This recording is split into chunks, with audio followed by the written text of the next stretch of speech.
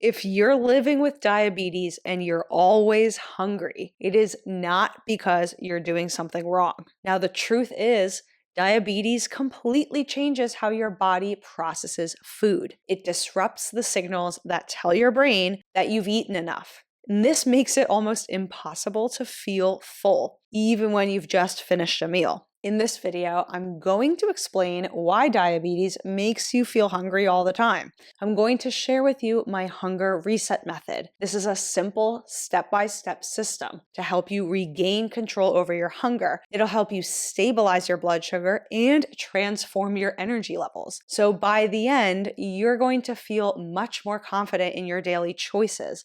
You'll enjoy your meals without guilt and live a healthier, more balanced life.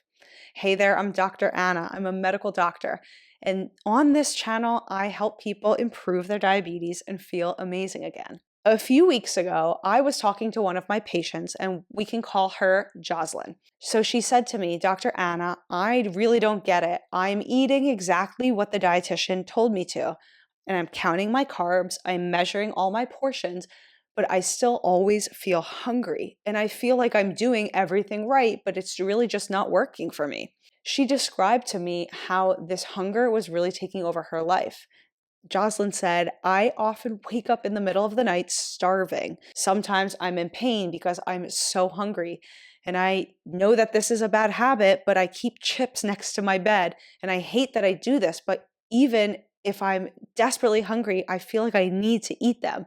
Sometimes it's really not just the chips. There are actually nights when I'm finding myself getting out of bed in the middle of the night. I'm going down into the kitchen, snacking on crackers or my kids' school lunch snacks. And it's like, I just can't stop myself. So then I remember she paused. Jocelyn looked at me and she said, I know what you're going to tell me, Dr. Anna. I know this isn't good for me. I feel really guilty every time that this happens. I'm waking up really exhausted. I just can't focus throughout the day. And my blood sugar feels like it's all over the place. Honestly, I kind of feel stuck. Like no matter what I do, I'm just losing my control. So what happened was Jocelyn broke this down for me, and hearing her explain this kind of broke my heart for her. I could see how much pain she was in. And not only was this kind of physical pain, but this was really impacting her emotionally. This was draining her mental health. She was experiencing so much guilt and frustration and a sense of hopelessness. And she was just feeling really weighed down. This was starting to steal all her confidence. And frankly, in my view, it was stealing her freedom. And Jocelyn's story, unfortunately, really isn't really uncommon. I actually hear this all the time. Now, if you've ever felt the same way, like you're constantly hungry, you're frustrated, you're trapped, you're making choices that you're not proud of, I promise you, you are not alone. Now, why does this happen? Why do we get stuck in this trap? What is really behind constant hunger? I'm going to now introduce you to what I like to call the 3 hunger makers. And these are the real culprits that are fueling this cycle. So, there's this constant hunger that isn't really a matter of willpower or discipline. It's this physiological response that's triggered by diabetes. It is disrupting your natural hunger signals. You're going to be left in this cycle of overeating and frustration, no matter how hard you try to just do the right thing. So why is this happening? What is really behind all this constant hunger? Let's talk about these 3 hunger makers. So the first one is insulin resistance. Now, some of you might be familiar with this term, and for some of you, this might be new. So what is insulin resistance? Think of it like a broken lock on your cells. Even though in your bloodstream, there's tons of sugar, you've just eaten a meal, your body absorbed the carbohydrates and the other foods that converted it into sugar, your blood is full of it. The problem is your cells cannot absorb that sugar efficiently. It's like leaving the cells starving for energy. Now, the problem is your brain gets signals from the cells. So if the cells are hungry and they don't have the energy they need, they're going to send signals to the brain to say, hey, we're starving, we're hungry, we need you to eat. And that's when you start feeling hunger again. So it's really sending out these signals that are telling you to eat even if you've just eaten. It's obviously not a good situation to be in. Now, the second hidden enemy here is these processed and sugary foods. Many of you who have diabetes are aware that sugar regulation is kind of the issue in diabetes. But the problem is that these processed and sugary foods really add a lot more problem than you realize. A lot of these highly processed foods are in and of themselves what I like to call hunger makers. And they're hunger makers in disguise. Yes, these are foods that provide calories, but they're not actually satisfying you. They're doing the opposite. They're making you feel even hungrier. They spike your blood sugar quickly. That only then causes it to crash back down quickly, which is going to make you feel hungrier than before. These are the kinds of foods that override your natural hunger signals, and they create cravings that you just can't ignore. Moreover, they provide calories without providing you a lot of nutrition. And so this is why they're often considered what people call empty calories. Foods like donuts, cookies, cakes, biscuits, crackers, you name it, they're calories for your body that are usually devoid of nutrients. And so your body doesn't get satisfied because it's not getting its needs met. Now, the third enemy here is what I like to think of as addiction by design. So the reality is it's not actually your fault. A lot of these highly processed, or what people are now calling ultra processed foods, are engineered to be almost addictive. They're so delicious tasting with the amount of salt, the oils, and the sugar, and the other chemicals, and the texture. They're designed to just keep you hooked, trapped in this loop of overeating and feeling undersatisfied. Now, these hunger makers are really not just about diabetes. You have to understand this. They are about the food that you're eating. There is, however, some good news. When you change what you eat, you can actually break free of this trap and you can get yourself out of this cycle. Now, here's a common issue that comes up for diabetes and people who are dealing with diabetes. The conventional wisdom or the conventional recommendations is to do something called carbohydrate counting or counting your macros, knowing how many grams of carbs you're eating at each meal or throughout your day. But I believe that this really misses the mark because when you're only focusing on the sugar in your blood, you're not actually addressing the root cause of your hunger and why insulin resistance happens in the first place. If you're just counting your carbs, and maybe some of you who take insulin are just dosing your insulin accordingly, and that's the extent of what you're engaging in for your diabetes, you're really missing this huge underlying driving process, which is inflammation that's all over your body. So you can think of carb counting like mowing grass with weeds on your lawn. Picture it. You have a lawn with tons of grass and there's weeds all over it. If you mow your lawn, sure, it's going to look a lot better for a while. You're going to clip all of those right off and you're not even going to see the weeds. But what happens? The weeds will always grow back. Why? You have not removed them at the roots. So to fix this hunger, we have to dig deeper and we have to look beneath the soil. Trimming the tops of the weeds, like carb counting, while it may be effective in the short term, it's really not addressing the root issue. And we just need to address the hunger makers directly. That's how we're going to beat diabetes. So here's where the hunger reset method comes in. Now, this is a simple 3-step system that's going to help you break free from this constant hunger feeling. It's going to help stabilize your blood sugar and it's going to help you regain control over your eating habits. So, step number 1 of this 3-step method is to prioritize whole, unprocessed foods. Focus on foods in their natural state. These are going to be any whole form food you can think of, any plant food, animal food, fruits, vegetables, beans, lentils, whole grains, nuts, seeds, eggs. You get the idea. Avoiding processed foods, or these ultra processed foods especially, which are usually loaded with added sugar, chemicals, salts, oils, etc., these are the biggest hunger makers of all. And so by getting rid of these ultra processed foods and instead replacing it with natural whole foods, you are regulating your hormonal system of your body. And the hunger, because of that, is going to get regulated.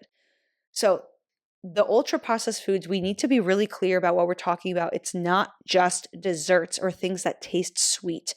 So it could be bagels, pizza, fries, fried foods, chicken nuggets. These are all things that are going to drive up hunger and decrease the amount of satiety that your body's really going to feel in the long term. You're not going to get all of your nutritional needs met if these are all the foods that you're eating and only the foods that you're eating. Instead, we want to incorporate lots of cooked vegetables, soups, salads, grain bowls, pastas, whole form meats or fish, any protein really that you want, whole natural foods. Okay.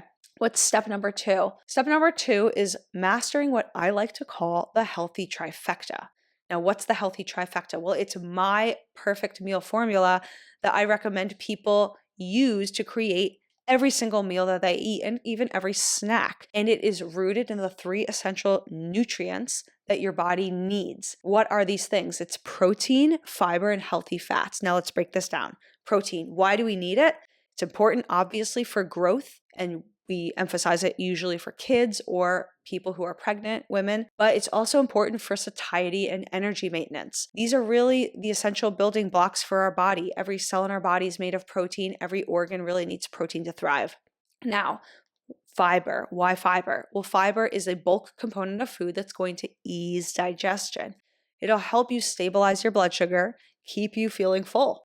And it's really, really, really important for digestion and the health of the gut bacteria or the microbiota. We are learning so much more about the role that this microbiota plays in our health and its regulation of hormones, especially hormones that are important for diabetes. Now, the third component of the healthy trifecta are healthy fats. Now, we want to keep these in moderation, of course, because they're very caloric. These are calorie-dense foods, but they're so essential for our health. They're important for our satiety and feeling satisfied at a meal. They're important for the taste of a meal. They're also really important for our hormones, our brain, our immune system, and just for overall health. So what's an example of a meal that really hits on the healthy trifecta? It could be a vegetable salad, like a leafy green salad that has unlimited types of vegetables included, a protein of choice, like a grilled chicken, a fish, maybe some tofu, topped off with some pumpkin seeds and made with an olive oil vinaigrette. Something as simple as that. Now, the thing is, if you want to go deeper on this topic of the healthy trifecta and how to really master your meals, I have a link in the description below, so make sure to click it. This is going to give you a free downloadable version of my perfect meal formula, which is really your roadmap for how to design meals that are truly going to enhance your health and help you beat diabetes. Okay. We're ready for our third component of how you can really master this, and it's to transform eating into becoming a mindful ritual. The goal is to make eating an intentional act, and very few of us actually do this these days. Ideally, you'd sit at a table, you'd avoid distractions, you'd be able to savor each bite, and you could turn off all your screens. A big issue for us with diabetes is when we have this constant hunger, we end up engaging in mindless snacking or grazing. This is often going to lead us to overeat, and it's really going to fuel the rest of the hunger makers. And it's a vicious cycle in and of itself. The hunger reset method instead will help you break this cycle and engage in a healthier mindset while you're eating your meals. Now, I want you to understand this. The hunger reset method really works because it's tackling hunger at its core. It's going to address the foods that are driving addiction and the blood sugar spikes. It balances meals to help you feel full and satisfied, giving your body the nutrition it really needs. And it really helps transform your eating into a relaxing, mindful, nourishing experience. When you follow this method, you're really not just managing your diabetes, even though you are. You're also reclaiming your energy, your focus, your freedom, okay? So for the next 7 days, I want to challenge you to try the hunger reset method. If it feels like it's too overwhelming to do everything at once, I'd like you to think about just starting with one step at a time. Pick one step that feels the easiest for you and then build from there. So, for example, maybe step 1 for you is going to be swapping processed snacks for whole unprocessed foods. If you're used to eating chips, a cookie, pretzels, I'd like you to try to have a handful of nuts, even a little bit of dark chocolate, some fruits, something that's whole form. Step 2 might be to follow the healthy trifecta for your meals and make sure you're including a source of protein, fiber, and healthy fat each time you make a meal.